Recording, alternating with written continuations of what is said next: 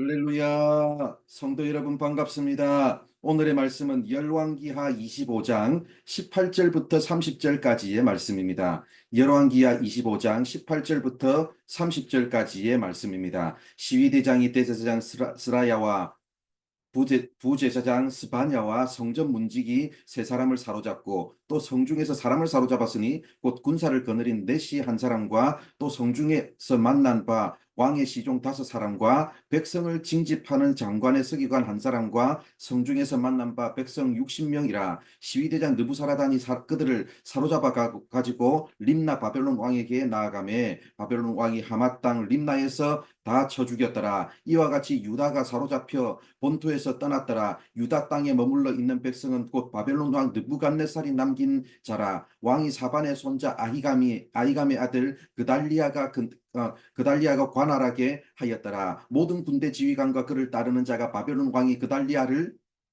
지도자로 삼았다 함을 듣고 이에 느다니아의 아들 이스마엘과 가레아의 아들 요하난과 느도바 사람 다누мет의 아들 스라야와 마아가 사람의 아들 야시리아와 그를 따르는 사람이 모두 미스바로 가서 그달리아에게 나아가매 그달리아가 그를 따르는 군사들에게 맹세하여 이르되 너희는 갈대아인을 섬기기를 두려워하지 말고 이 땅에 살며 바벨론 왕을 섬기라. 그리하면 너희가 평안하리라 하니라. 시롤의 왕족 엘리사마의 손자 느다니아의 아들 이스마엘이 부하 10명을 거느리고 와서 그달리아를 쳐 죽이고 또 그와 함께 미스바에 있는 유다 사람과 갈대아 사람을 죽인지라.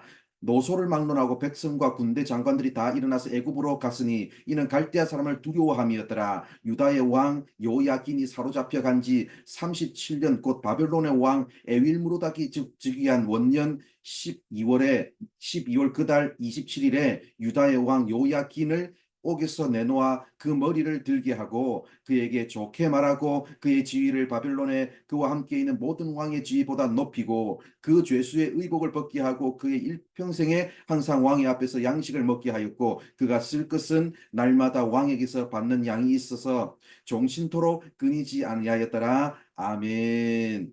남유다의 멸망으로 인해서 시드기야 왕과 귀족들과 유력한 자들이 바벨론으로 사로잡혀 갔습니다. 오늘 우리가 읽은 말씀 18절을 보면 대제사장과 부제사장, 성전 문지기 즉 종교 지도자들이 사로잡혀 갔습니다. 19절을 보면 군사를 거느린 넷이 왕의 시종, 백성을 징집하는 서기관, 성 안에 남아있던 백성 즉 정치와 관련된 사람들이 사로잡혀 갔습니다. 그리고 22절을 보면 이제 남유다 땅은 그달리아로 하여금 대신 관할하기 위해서 통치했습니다. 그런데 25절을 보면 이스마일이라고 하는 사람이 그달리아가 바벨론에 부역하는 통치자가 된 것을 참지 못하고 그달리아를 암살했습니다. 그리고 26절을 보면 유다 백성들은 애굽으로 피신했습니다. 이렇게 해서 세월이 흘렀습니다.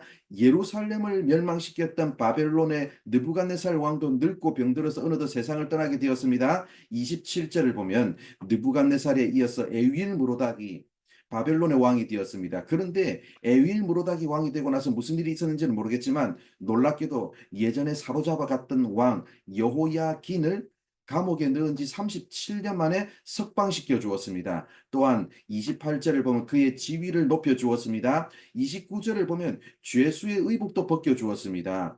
30절을 보면 쓸 것을 종식토록 끊이지 않게 해 주었습니다. 그렇다면 여러분 마지막에 이 이야기가 왜 있을까요?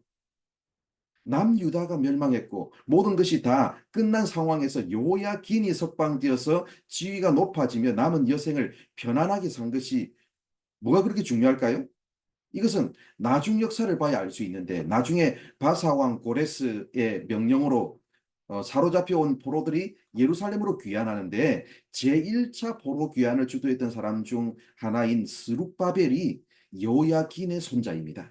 이래서 여러분 인생은 알 수가 없다고 하는 겁니다. 여호야긴은 왕이 된 지 3년도 아니고 단 석 달 만에 포로로 끌려갔습니다. 끌려가서 37년 동안 감옥에 갇혀 있었습니다. 이대로 거기서 죽는다는 생각밖에 없었을 거 아니겠습니까? 그런데 여러분 만약 여호야긴이 포로로 안 끌려가고 계속 왕으로 남아 있었다면 여호야긴이 어떻게 되었을까요?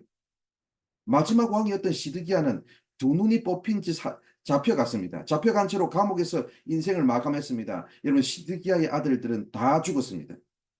예루살렘을 멸망시킬 때 바벨론의 느부갓네살은 남유다의 왕을 그렇게 다루었습니다. 그런데 요야기는 이미 먼저 포로로 잡혀와 있었기 때문에 무사했습니다. 그러다가 오랜 시간이 흘러서 37년 만에 석방되었고 그때까지 살아 있었기 때문에 그의 자손들이 이어져서 바벨론 포로기가 끝나자 그의 손자 스룹바벨이 유대인들을 이끌고 예루살렘으로 돌아올 수 있었습니다. 결과적으로 한 나라의 왕이 포로로 잡혀가서 37년 동안 감옥 속에 갇혀 있었던 그 상황이 결과적으로는 하나님이 마련하신 피난처가 되었습니다. 사랑하는 성도 여러분, 인생은 지금 보는 것으로 다 알 수 없습니다. 그렇기 때문에 어떤 순간에도 여러분 인생을 포기하지 마시고 어떤 절망적인 순간에도 희망을 버리지 마시고 믿음의 눈을 열어서 하나님께서 이끄실 새로운 미래를 소망하면서 오늘도 믿음으로 인생의 광역길을 걸어가는 우리 모두가 되기를 바랍니다. 기도하겠습니다.